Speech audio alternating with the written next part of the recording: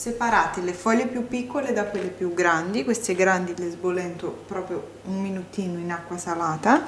Mettete una padella bella grande sul fuoco, aggiungete uno spicchio d'aglio, io lo taglio semplicemente a metà, lo lascio ancora con la buccia, un filo d'olio e se vi piace anche un pizzichino di peperoncino. Prendete le foglie delle biete senza scolarle bene, deve rimanerci dell'acqua attaccata, e sminuzzatele con il coltello, così. Buttatele in padella e coprite subito perché così iniziano ad appassirsi. Intanto taglio le altre. Aggiungiamo anche un pizzichino di sale così appassiscono prima, perché il sale fa tirare fuori l'acqua. Mettiamo le foglie intere di bieta per pochi minuti nell'acqua bollente, se no poi si rompono. Mettiamo dall'acqua e le mettiamo su un piatto. Ecco qua, vedete come si sono appassiti? Vedete? Io non ho aggiunto niente d'acqua, questa è tutta acqua che ha rilasciato la bieta. Dentro una ciotola versiamo 400 g di ricotta, io uso una ricotta di pecora, 2 cucchiai di pecorino romano, perché non potete capire quanto sta bene il pecorino con la bieta, è la morte sua secondo me. Prendete anche 2-3 cucchiai della bieta che avete cotto in padella, se proprio dovete sminuzzarla fate con la forbice, intanto è cotta, è morbidissima e si fa subito,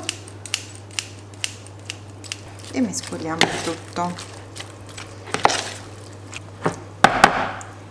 Quanto pangrattato? Quanto ne prende l'impasto?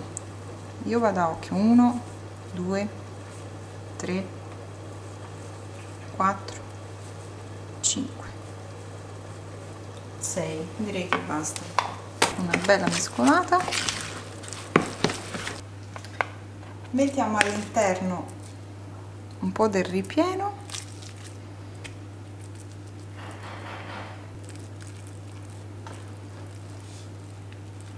se come me adorate il formaggio potete aggiungere anche un pochino di mozzarella o un altro formaggio filante. Chiudo le laterali così e arrotolo.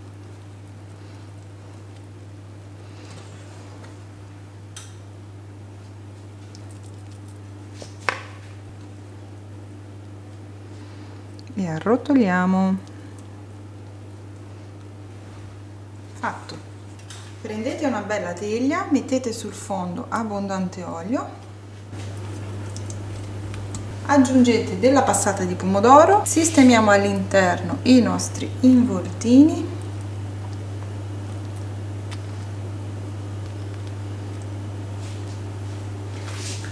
e così già va bene. Se volete una spolverata di parmigiano o di pecorino, un filo d'olio e infornate e avete un ottimo piatto vegetariano. Io però lo voglio fare un pochino più goloso e aggiungo un pezzettino proprio minuscolo di salsiccia, la sbriciolo piccola piccola così,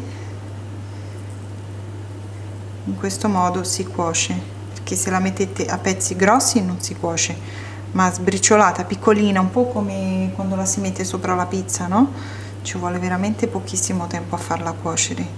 Una bella spolverata di parmigiano, che è l'ingrediente che a casa mia non manca mai mai mai mai, un filino d'olio e via in forno, giusto il tempo di fare una bella crosticina e cuocere la salsiccia, che è pochissima.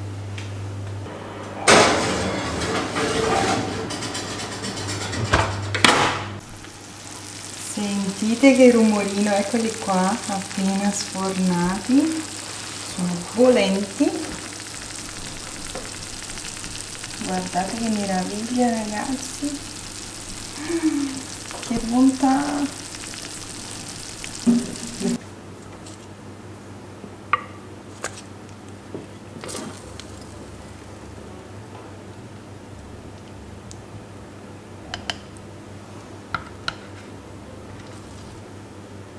Di questo sughino ne vogliamo parlare? bello denso, saporito. Stranamente si è svegliato Piero, si sveglia sempre quando è pronto da mangiare, chissà perché.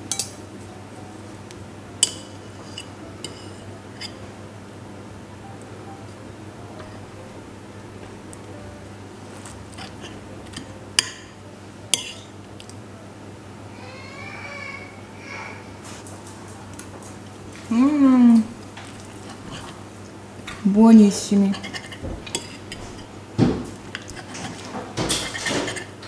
Che dire ragazzi, se questa mia idea vi è piaciuta lasciate un bel like e condividete il video, se li fate scattate una bella foto.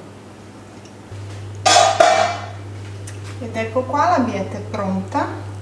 Se volete potete togliere l'acquetta di cottura e ripassarla in modo da farla ancora più saporita, ma vi assicuro che già così è molto molto buona. Impiattiamola,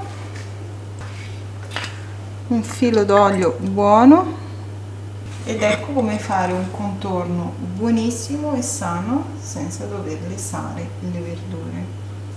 Queste biete sono veramente super buone, sono perfette per farcire i panini, per fare una frittata, potete usarle anche per condire la pasta, in mille modi, per una torta rustica, sono davvero molto molto buone.